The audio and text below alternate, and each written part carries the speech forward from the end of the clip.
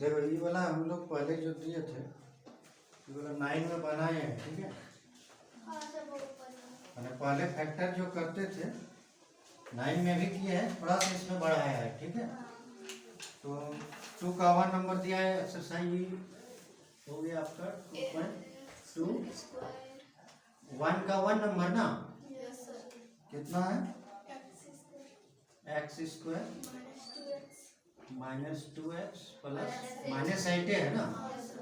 तो ये आपका क्वेश्चन है। तो क्वेश्चन में क्या पूछा कि निम्न द्विघात बहुपदों के शून्यक ज्ञात कीजिए और शून्यकों को तथा गुणांकों के बीच के संबंध की सत्यता की जांच कीजिए। जांच वाला एग्जाम में नहीं आता है, एग्जाम में इतने देता है कि द्विघात बहुपदों के शून्यक ज्ञात कीजिए, ठीक है। तो हम इतने बनाते हैं, अगर बोलोगे तो जांच भी कर देंगे, लेकिन एग्जाम में याद रखना इतना ही आता है, ठीक है। तो कैसे आता है ये देखो, बहुपद के शून्यकों को ज्ञात कीजिए ना। तो शून्यकों को ज्ञात कीजिए मतलब शून्य देना, कहने का मतलब है कि -8 = 0। अब इसको फैक्टर करना है, किस तरह फैक्टर करना है। 9 में इतने रहता था, इसको फैक्टर करते थे, लेकिन इसमें थोड़ा एक 0 बढ़ा दिया। तो फैक्टर किस तरह करना है कि जैसे इसको फैक्टर करेंगे तो यहाँ माइनस है तो माइनस करके 2x आना चाहिए, अगर यहाँ प्लस रहता है तो प्लस करके 2x आना चाहिए, ठीक है। तो कभी कभी यहाँ माइनस भी रहेगा और कभी प्लस भी रहेगा। तो यहाँ माइनस है तो ऐसा इसको फैक्टर करो कि गुना करने पर 8 आए और घटाने पर 2 आए, माइनस करने पर 2 आए। तो इसको किस तरह करेंगे, देखो 2 4 जा 8 आया, अगर 2 में 4 माइनस करेंगे तो 2 आएगा, आएगा कि नहीं। लेकिन यहाँ -2x आना चाहिए, कितना आना चाहिए, -2x। तो इसको कैसे लिखेंगे, इस तरह लिखा जाता है -2x,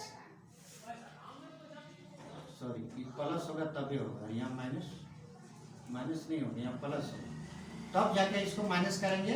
तो माइनस बड़ा है तो -2x होता है, प्लस छोटा है माइनस बड़ा है। तो जब भी इस तरह घटाते हैं तो जो बड़ा रहता है उसी का यहाँ पर सिंबल होता है ना।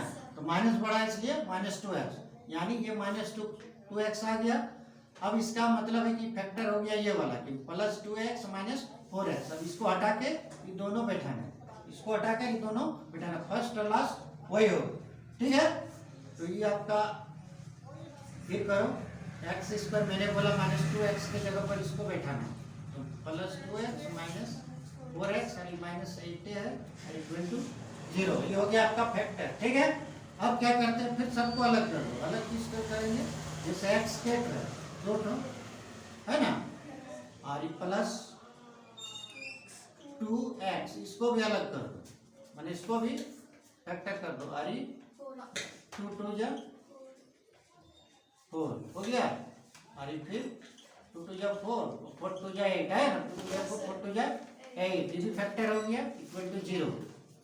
फिर इधर देखो, अभी दोनों में कॉमन क्या मिलेगा, कॉमन निकालना है, दोनों में कॉमन क्या है, मैंने मिलेगा क्या, x मिल गया, तो x निकल गया, बचा क्या, एक x और +2, यह माइनस है, माइनस ही रहेगा। ये दोनों में क्या क्या मिल रहा है, 2 2, ये भी 2 2, मैंने 2 2 या 4 क्या मिल रहा है, 4 निकाल दो। अब यहाँ बचा क्या, x, और ये माइनस और ये माइनस है, तो माइनस माइनस प्लस हो जाएगा, ठीक है। तो एक यहाँ x बचा और इधर एक 2 बचा, हो गया = 0। अब क्या करते हैं, अब यहाँ देखना कि ये जरूर मिलना चाहिए, ये दोनों यदि मिल जाता है तो समझ लेना कि आपका हिसाब सही है। अगर ये दोनों नहीं मिलता है तो समझना मेरा फैक्टर गलत है। तो अब यहाँ दोनों मिल जाती, दोनों में एगो लेंगे, दोनों में एगो लेंगे, और बाहर वाला एक बार लेंगे, x - 4 और = इधर 0 है, ये हो गया 0।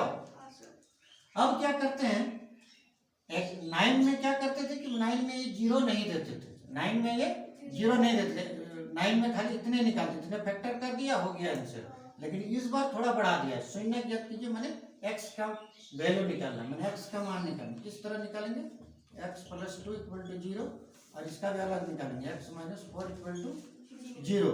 तो x = इधर जाएगा तो क्या होगा, +2 है तो = को उधर जाता है तो -2, ठीक है। अब फिर ये भी उधर जाता है तो -4 है तो इधर जाएगा तो +4, तो प्लस लिखते नहीं। अब बताओ, यानी x का वैल्यू कितना कितना आ गया, x = -2 और ये 4, यही आंसर हो गया आंसर, ये कंप्लीट। यानी 9 वाला ही है, एक स्टेप बढ़ाया, 0 निकाल के x का वैल्यू निकाल दो, हो गया आंसर। ठीक है।